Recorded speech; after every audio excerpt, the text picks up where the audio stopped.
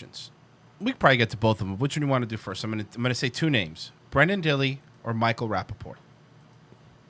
Gotta do Rapaport. I know that we could save that, but this is way better. Okay, so Michael Rapaport. I saw this on the screen today and went, ooh, I'm excited. Michael Rapaport was on Tom Segura's podcast. Let's fill you guys in. For those of you that don't know, Michael Rapaport was an actor at one point. Mm-hmm. And now he's a 60-year-old wigger who screams about sports in Periscope videos. Right. He's like a wigger Jay Moore. Really is. Oh, my That's God. what it is. You fucking nailed it. That's what he is. Oh, God, that makes him even worse than Jay Moore. Right. So this was him on Tom Segura. This was him discussing the Ari Shaffir thing. And of Ari Shaffir. Yep. And he's one of yours. So fucking we all know him. It's been a crazy couple of weeks. Yeah. It's only a week. It's only a week, yeah. I don't know. Do you have anything? You know, that at this situation, I don't know Ari Shaffir. I don't know his comedy. Yeah. I've never had any interactions with him. You know, Yeah, because he's still doing stand-up. the Kobe. I'll talk about the Kobe situation. Obviously, was devastating. It was shocking. To his family. Devastating. Yeah, I don't understand this. He's a wigger who loves basketball. Devastating? Why was it devastating? This is the kind of shit that To you, again, to his family, I agree with you. But why was it devastating to Michael Rapaport? You think Kobe ever goes, man, I wonder what Michael Rapaport is doing right now. Hope he's doing well. You think he ever thought... Let me ask you something, Michael Rapaport. Do you think if you would have died in a helicopter crash, Kobe would have given a flying fuck about you? Let me answer that for you. No. No, he would have been really, Kobe Bryant would have been like, yo, man, rest in peace to Dick Ritchie from True Romance. Yo, man, I just want to say that I love Michael Rapaport on Trailer Park Boys. J-Rock was my favorite dog. No. Kobe, that wasn't him. That was a Canadian actor by the name of Michael Jackson. Oh. Yeah, he was a producer on the show. Jeez. I just want to say that I love Michael Rapaport's music. My favorite album was the Marshall Mathers LP. No, Kobe. That was, Eminem. He was the rapper. That wasn't the same. Are you sure? Yeah. That wasn't the same guy? I just want to say that it was a big loss that we lost Michael Rapaport. His stage name was DJ Vlad. He used to interview rappers. No. That's dope interviews, dog. He's that weird Jewish guy that fetishizes black gang culture. So Michael Rapaport? Good point. So, all right, fine. Yo, I just want to say something. Yo, man, shout out, man. Yo, my nigga Michael Rapaport, he passed away today. He was, the best friend from Charles in Charge. No, that was Willie Ames, who played Buddy Lembeck. Why would you pick a Buddy Lembeck reference? I don't know. Jesus Christ, man. Because he looks like an old... That was deep. He looks like an old Buddy Lembeck. He kind of does. I wasn't wrong. I might be showing my age a little bit, but I wasn't wrong. But the thing is all of these people that are fetishizing fucking Kobe, how awesome he was. Oh, my God. He wouldn't have given a shit if you died. Do you know that? Do you think he would have given a shit? All right, sorry. I would pause it. I know we pause a lot. It was so upsetting, and that day, that Sunday, as I was, and as the rest of the world was piecing together, what happened, and praying and hoping that it wasn't even real, like you were on. Piecing together. Stop speaking for the rest of the world.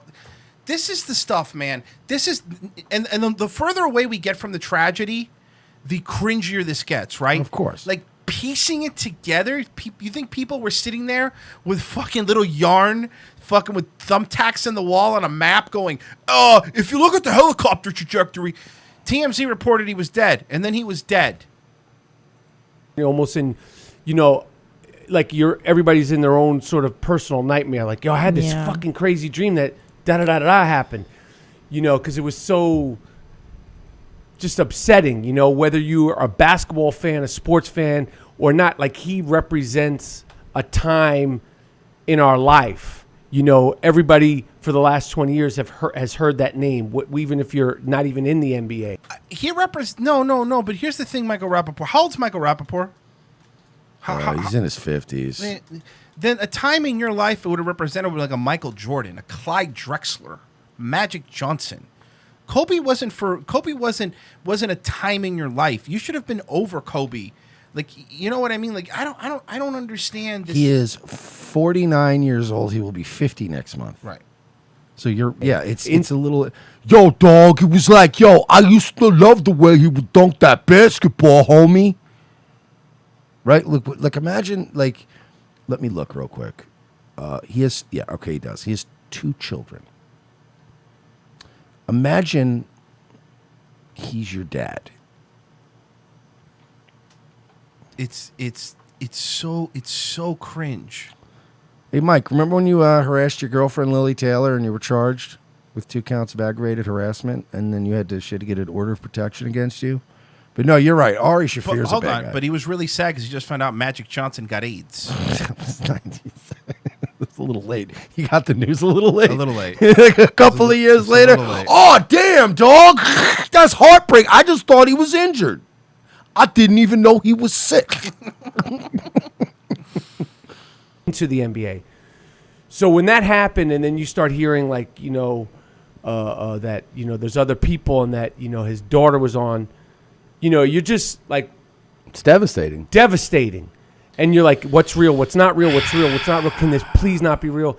You know that there's people that aren't Kobe Bryant that have families that have died in car accidents as I'm saying this sentence. See, this is the mentality that I really hate, man. It's this fucking mentality that his life was worth more. His pain should be felt more outside of his family. Again, I want to say his family, I understand. But his pain should be felt more. It should hurt you more that him and his kid died because he played basketball than fucking Joe Schmo who was driving at Disney World and was fucking hit by a drunk driver on I-4. Like, that's the stuff where I'm like, stop it. It's more sad because he was good at basketball? Is that what we're saying? Yes. No, Royce. It's not sad because he played basketball well. It's devastating. Let's use the word Glaucoma says, there isn't a comedian out there that you didn't know but love and they passes away. Are you saying it wouldn't hurt you? Okay, but let me explain something to you. It would bum me out, right, if a comedian that I like passed away. However, if somebody made a too soon joke about it, I wouldn't be all like, you can't do that. Call it bomb threats. I'm not saying that it would bug me, but many comedians have died that I've liked, and I've never said, that's devastating. I've said, oh, that sucks, man. He was really funny. I like Greg Giraldo. Let's use him as an example. Greg Giraldo was a fucking funny dude. Were a funny dude. Right. Greg Giraldo. The reason Jeffrey Ross has a career is because, he couldn't manage his pain medication. Greg Giraldo died. It bugged me. But I didn't go on fucking devastated. I can't believe it. No, people were making jokes. I believe it was when. Here's a great example of how a good way to handle this. So I thought it was a great way. So John Cleese, right? Monty Python. Well, it doesn't matter if you like Monty Python or not. But John Cleese, when one of the dudes from Monty Python died, not Terry Gilliam, the one that died before him. I forget who it was. But when he died, do you want to know what John Cleese did? It's a really famous story. 2 days later, John Cleese went to his funeral, and he did the eulogy. And he ripped him apart. I'm talking like brutal jokes, making fun of him. Oh, like joking. Okay. Yeah. I didn't know. Yeah. Like he just had a falling out. Joking. Okay. Ripped him apart, called him a piece of shit. But they were friends. And he goes, I've known he would have liked this. Like, he would have been fine with it. Like, just... devastated is not the word. This isn't somebody who's bummed because somebody they like died. This is somebody who this is personally affecting them. It's weird. It's weird. And not only personally, because let's say you're that emotionally connected to somebody, right? I have never been so emotionally connected to a famous person that when they die, that I tell other people, you better not joke about it. You better not you better not make fun of it. You shouldn't do that. Can I play the other guy? Sure. No. Shut the fuck up. Exactly. Thank you. And that's the problem. Let's continue. I do what I want. And then I was, just going through Twitter and social media to see, find out more information and watching the news.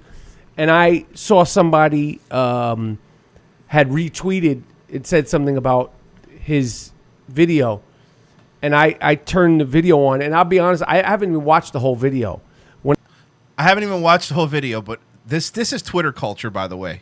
When I got to the part what he was saying, and it was so, I'm a shit talker myself, and I'm not like Get ready, Mike. The butt train's coming through. Can I do it real quick? Toot. Can I do it real quick? Yeah. Hey man, I like to joke around like anybody else. Of course, I believe in free speech, but hey, there's limits to it, Royce. Well, let's find out. I'm a shit talker myself, and I'm not like I believe comedians, you could do what you want. The ramifications are the ramifications. Yeah. If you go on stage and you're doing fucked up jokes, I don't judge you. But the nastiness in that video, hours after this, there was nothing funny about it. There was no So you're the arbiter of funny There it things. is. You're okay. There So hey guys, it is, guys. I love to joke around and talk shit, guys. But if I decide that what you said isn't funny, then it's deemed not a joke, and we need to shut it down. Do I have this right? But Did we and just I see love the it. same And thing? every time we talk about the Ari thing, a lot of people comment like, "What was funny about it?" I don't need to. I don't owe you an explanation of why I think it's funny for it to be okay that you said we it. don't even have to think it's funny. I don't exactly. I don't even have to think it's a funny joke. But but even he said it there. Oh, if you're on stage, it's okay, right? So us fucking plebs, right, that aren't on stage, we can't make the jokes because that's what he's implying. But let's finish it. Judge you. But the nastiness in that video, hours after this, there was nothing funny about it. There was no intent to be funny. I was disgusted by the shit, and I'm not. I have thick skin. He sounds like every white woman on Twitter right now. I have thick skin, guys. I mean, come on. I like to joke around, but hey, there's a limit. You know what you should do if you thought it was fucked up, Michael? Scrolling through Twitter. That's pretty fucked up. Block. Yeah. And keep scrolling through Twitter. That's it. Or even better, mute. So he doesn't even have the Yeah, mute him. satisfaction of going, look at that fucking triggered Michael Rapaport. You just mute him. Done. I don't give a fuck about what people say, and I've stuck up for other comedians publicly when other comedians Okay, don't. but you didn't stick up for this one, you fucking wigger, cocksucker, 50-year-old lying piece of shit who harassed his girlfriend in 97 and was convicted of a fucking crime for it, and who fucking wrote an article putting fucking Natasha Lyonne's business out there because you evicted her from her house, but that wasn't good enough. You had to fucking write a whole article for like Jade or some shit and put her business out in the streets. Go fuck yourself, Dick Ritchie. I love that he goes, I defended people when nobody was defending them, but when it was something that it bothered me, I'm not going to have the same virtue. Fuck you. This guy, man. About what people say, and I've stuck up for other comedians publicly when other comedians don't stick up for them. With the Shane Gillis thing, who I just met, but I've put my mouth on wax, my tweets on wax in support of him, and thought that was fucked up. And in different versions of Louis C.K. and my opinion on that, and a bunch of other motherfuckers don't say jack shit, and Shane Gillis's friends didn't say shit for Shane Gillis, and other comedians were attacking him. But this was not a joke.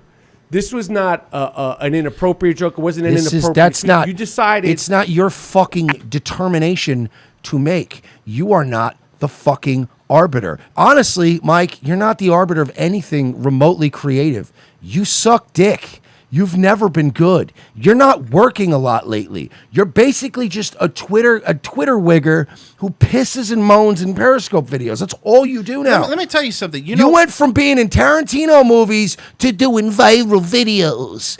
And you're going to fucking give everybody else career advice? How dare you? But let me tell you something else, too. We also stood up for Shane Gillis, and we also stood up for Louis C.K. We've even stood up for fucking Owen Benjamin. We stand up for all these people, even people we don't like. But see, that's the difference. We're also going to stand up for Ari Shaffir because you don't get to decide what's the limit is. Like, the people like him, that it wasn't a joke. if I were to, you know how many people could say something Michael Rapaport said, hey, that was mean, it wasn't a joke. Do you know how many people were saying about Shane Gillis that weren't Michael Rapaport? What Shane Gillis wasn't a joke. It was just a stereotype. It was an Asian stereotype. Can you believe it? The problem is that now it hurt you. It hurt you because you had courtside seats because you were sitting next to Spike Lee watching Kobe. It hurt you. And it's the fucking the nerve you. And and another point I'm going to make real quick, right? Just let's operate under an assumption real quick. Let's operate under the assumption that Ari Shaffir wasn't joking. Let's say he was happy Kobe Bryant died. So the fuck what? So what? He didn't kill the guy. He didn't sabotage the helicopter. He hasn't committed a crime here. So the fuck what? Every one of you has your own fucking free will to ignore him, to not follow him, to not support him, and to not go to his shows. But what this guy did was trigger a whole fucking wave of people who were then sending death threats to Ari Shaffir, who were doxing him, doxing his address, sending shit out, trying to get people to go to his shows and hurt him. Comedic friends of his were doxing his address. I'm so sick of these people like him. I'm so sick of it. You are an irrelevant old wigger. You're trash, Mike Rapaport. Remember when someone brought that up? Thank you, Mark. He was the other one that went into Nicholas Sandman, the fucking Covington kid. He went in hard on that kid. Never apologized. Went fucking hard. Piece of shit. And that's fine. And you know what? You had every right to do that. The same way. And by the way, the stuff you were saying about the Covington kid, there wasn't a joke in that. You weren't joking, Michael Rapaport. I didn't find anything funny in it. Clutching at your pearls, you piece of shit. Oh boy, you know what? What? Can I give everybody a little bit of a white pill though? Sure. Cheer everybody up. Royce, when do you think the last film Michael Rapaport? I don't know. I know he's in a Netflix show. Okay, but when do you think the last movie? I mean, we'll do the TV thing next. I don't know. 2016 was the last Really? time Michael Rapaport's been in a movie. And you said he's on a Netflix show. What's it called? Atypical? Atypical, yes. Okay. It's a show about he's the dad of an autistic kid. Oh, it's awesome. Nobody's watching it. Yeah. You know why? Royce only knew that you're on a fucking show because your dumb head is on the menu probably when he's flipping past it to go to something better. Star Trek. So when you're going to watch Star Trek, okay? So he was in 5 little episodes of things in 2017. He's on this Atypical show. He was in an episode of WWE 365 and an episode of The Simpsons in 2019. He hasn't been Everybody's been on anything The Simpsons. but I think Atypical. I've been on The Simpsons. So Atypical is the only thing he's got going on, but he hasn't really been in anything in 2 to 3 years. No. This is what he needs. He needs to virtue signal to get work. Your joke wasn't an inappropriate tweet. You decided 2 hours after this was broken to put a camera in front of I your wish it was 30 minutes after. face with such nastiness and disrespect towards this person, the unsolved mystery of who is in there, and say this. And I was just disgusted by this shit. And I don't consider myself fair, like light in the, Light in the loafers? Is that a homophobic joke? There's He no was joke in He was that. about to stop that. He stopped. You saw himself. that? He pulled light in the loafers? Are you being homophobic? See, here's the thing, Michael Rapaport. The moment you don't stand up for everything, then people could morally pick you apart and you can't fight them anymore. like light in the, I don't consider myself. You're not soft and like about easily that offended. shit. But I was like, nah. And I retweeted it and I put it on my social media. And if anything, he should have. So you signal boosted it. He should send my wife some flowers because she said take it off your main Instagram page. He should send my wife a bouquet of flowers. No, he Do shouldn't. you think you're that important? He thinks he's like a mafia boss. Do you think that you matter that much, Michael Rapaport? Do you think people are going, nah, man, before I check this dude out, I got to see what Michael Rapaport says. Nobody gives a fuck about you, Michael Rapaport. Yo, you soft-ass white boy. Yo, send my wife some motherfucking flowers, dog. Send my wife some, hey, bitch boy, why don't you send my wife some flowers? Do you think that you're that important?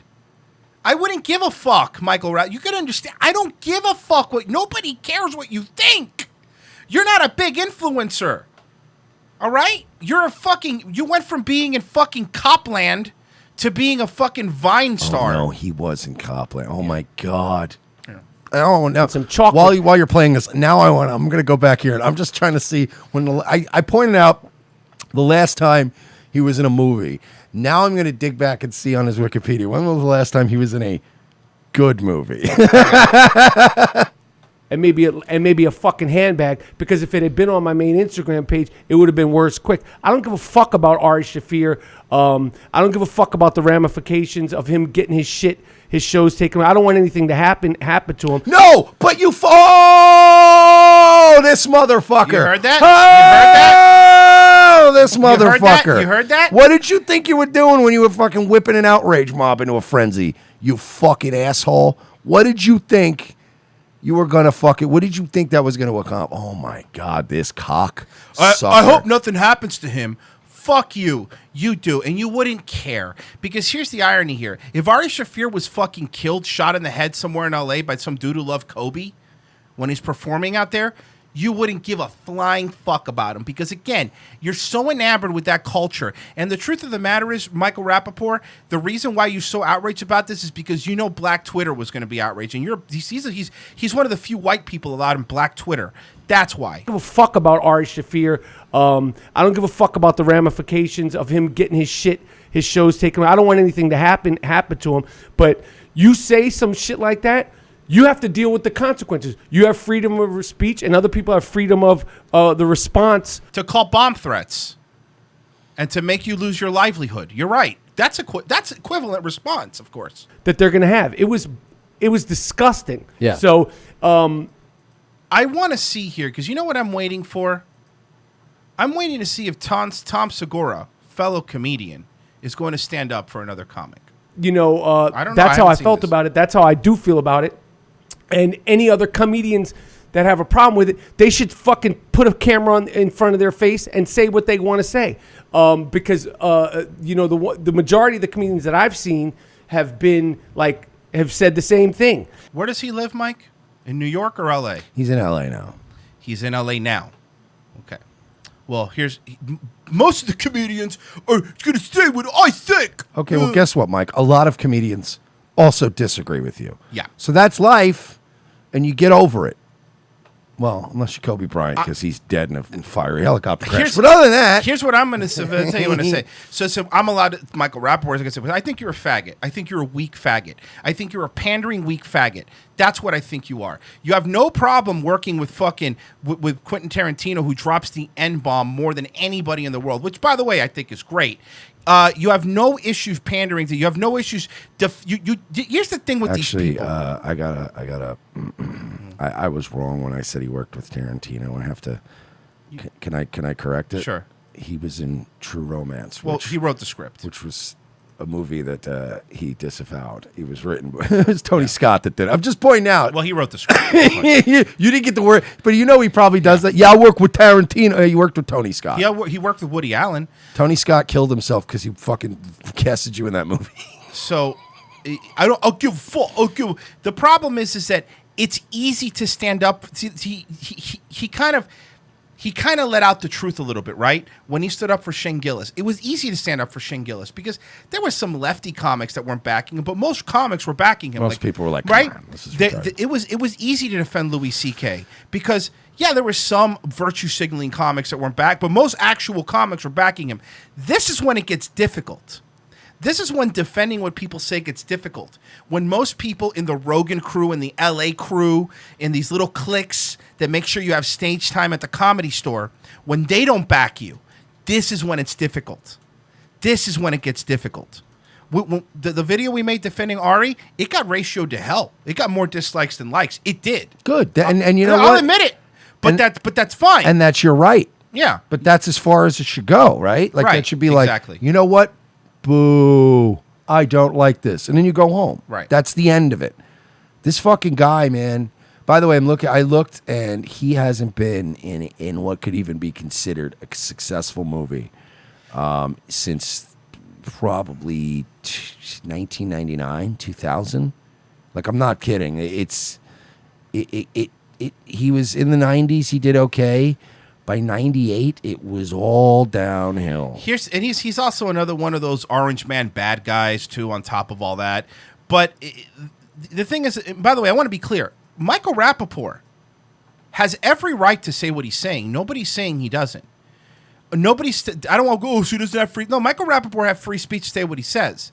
However, now you've lost a lot of credibility when it comes to you defending other comedians, defending other comics. When you do something fucked up, and you're going to do something fucked up, one day you're going to think you get away with saying the N-word, and you're going to be wrong because you're so accepted. Waiting there with social media lead pipes. Right. I smell blood. Yeah. So now when your livelihood gets taken, when people start calling in bomb threats to your house, no one's going to give a shit.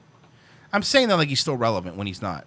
And I know there's a lot of cliques in comedy and all that stuff. And that you're part of. Found out more about him, and I even like about the Bert Kreischer thing. And where he drugged him. People. That shit's not funny. No. You're not funny. And then he said, well, that might not be funny. Ari Shaffir is funny.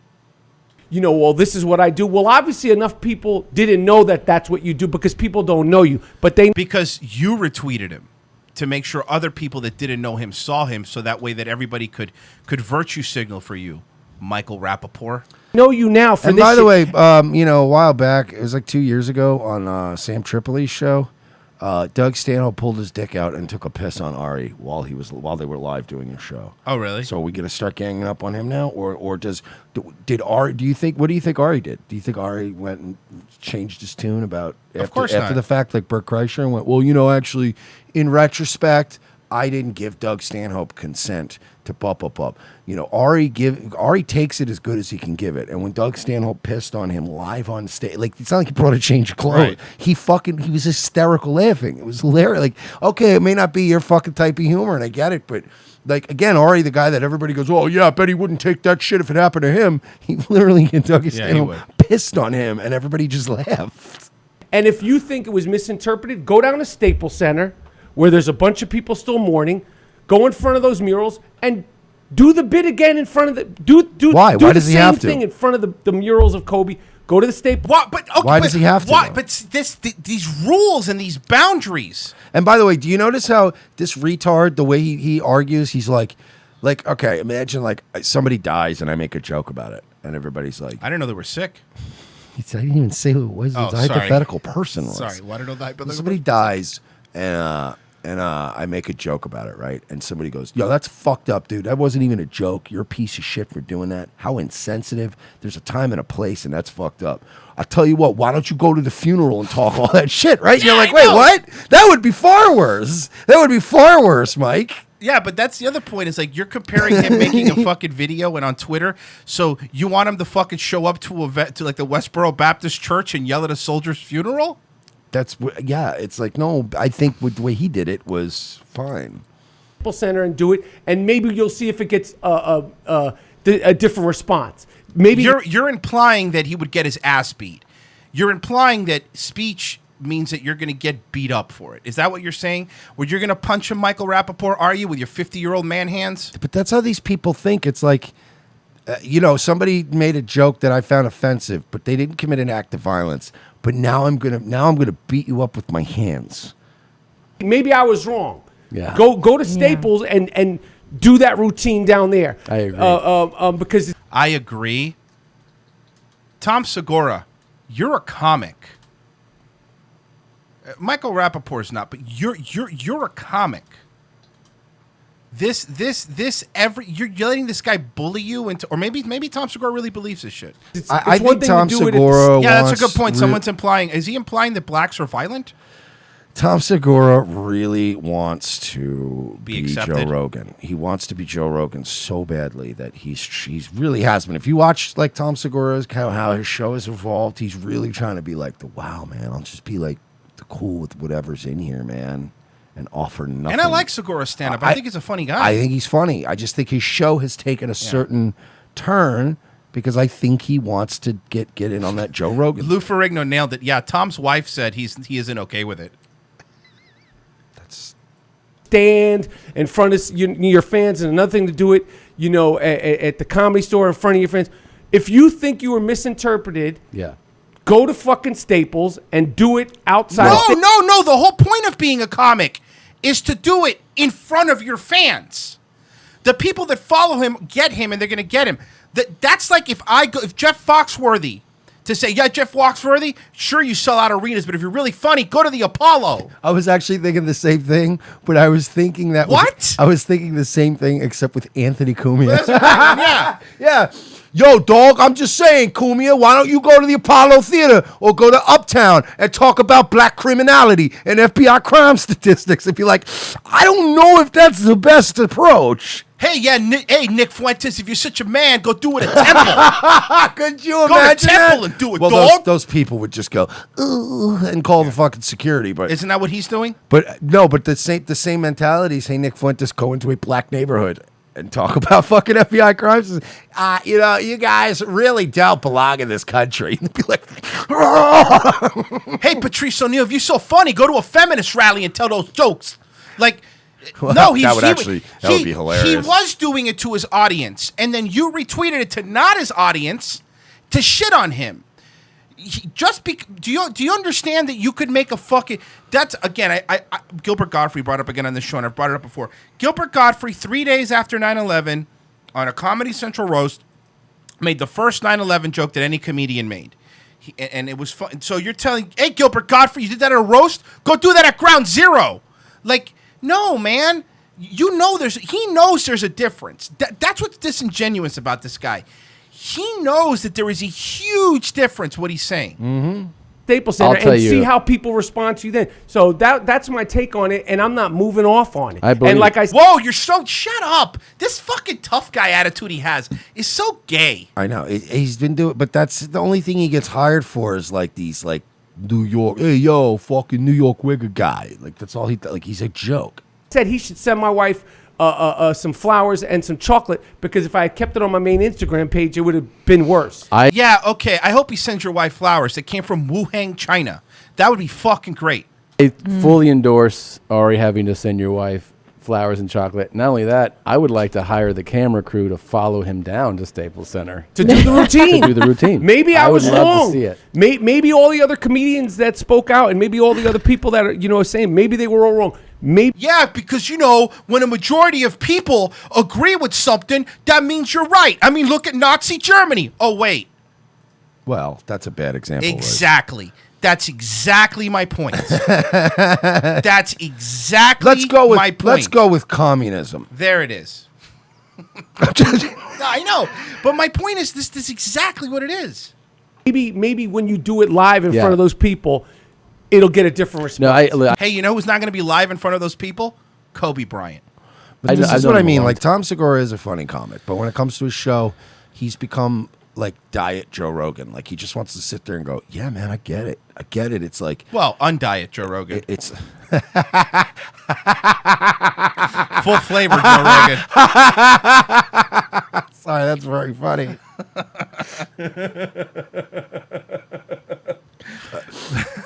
Time, and I thought I had a similar reaction where I was like, "The fuck is wrong with you, man?"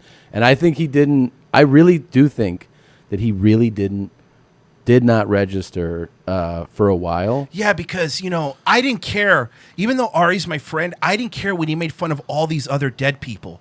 But it was because it was this specific dead one. He should have known, man. And honestly, not even the specific one, because honestly, I wouldn't even have cared about this. But then I saw the backlash, and I was like, man, I really got to distance myself from this. You pieces of shit. None of you stand up for speech. You're all crap. Then whenever you guys go out and you start kvetching about free speech, here's the thing. And I said it before, and I'll say it again. You keep feeding the mob, hoping they eat you last. But they will eat you. They're going to get you, Tom, and they're going to get you, Michael, and they're going to get you, Brendan, and they're going to get you, Brian Callen. They're going to get all of you. And if I'm going to be eaten by the mob, at least I want to fucking say, you know what? I defended all these. These might have been assholes, and they might have been too soon, and they might have been this, but I defended them.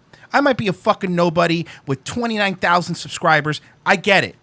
But at least you're standing up for these guys, right? Like, at least you stand up for these fucking people. You know what I mean? It really blows my mind that you're supposed to be comics, man. All of you.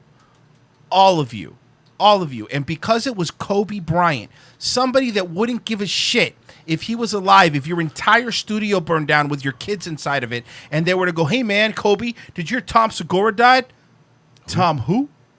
No, Mike Rapaport. Mike who? Oh, yeah, the dude from Charles in Charge. Oh, God. Can't let that joke